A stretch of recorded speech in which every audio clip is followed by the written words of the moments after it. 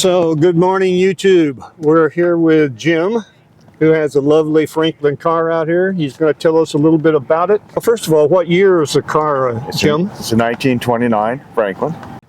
It's a mid-size sedan. It's a model 135, and it was 1929 was the year they made 14,000 cars, which was the high point for Franklin. So, how long have you had the car, Jim? Bought the car in 96. 96. So you've had it for a few years. Yep. So did you have to do any restoring on it, or? Actually, a fellow in Seattle restored that car in 1982, and then he passed away, and we bought this car out of his estate. Oh, okay, super. So have you been to a lot of driving events then over the years? Well, we usually try to make this event once a year.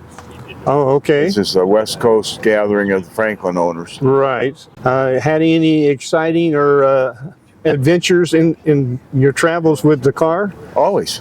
Always. There's always something going on. But, well, let's see. So what's the most notable, interesting experience you've had, either in repairing on the road or whatever? Well, we lost a tire one time. It completely separated and came apart outside of Shelton, Washington. Let's see what else happened.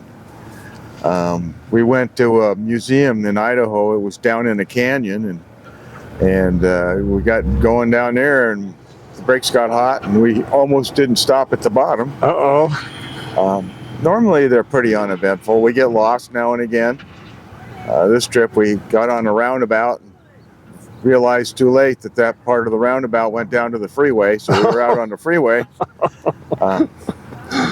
That's a challenge, then. 80-mile-an-hour traffic. Right. And that's doing about half of that. So let's see. So how many miles have you put on the car, Jim, since you've acquired it? Do you have any idea? I have no clue. Okay. The odometer hasn't worked in years. We were in California on a Franklin event, and I had a great big bee come through the vent. We have an open vent in the front. That's air into the cockpit. And it came in and landed on my leg and proceeded to crawl up my leg. And so I opened the door and pivoted and put my foot on the running board, and it finally flew off. That was one of the more notable events. Makes driving a little more challenging, that's for sure. Yeah. But yeah, this is a really fun group of people, and we get to see things that you never get to see. Right. Yeah. Well, yeah, it's a beautiful group of cars. I'm happy that we're able to feature some of these on our YouTube channel. So, well, Franklins were very expensive cars. If you could buy a Ford or Chevy for $500, you had to have $2,400 to get a Franklin, right. And that's where they started. So. And it looks, you can see that in the construction, you know, an extra door hinge, a double latch on a door, a lot of different things. Any other interesting things you want to tell us about a Franklin car? Well, every one of them is air cooled. And the first question people ask is, well, if it gets hot, do they overheat?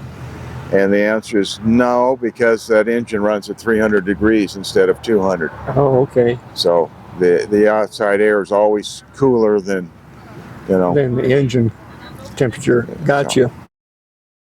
They ride nice. They have double elliptical springs under them. Ours in 1929 had hydraulic brakes all the way around, which Fords and Chevys didn't get that way till about late 30s. That's just a nice little car.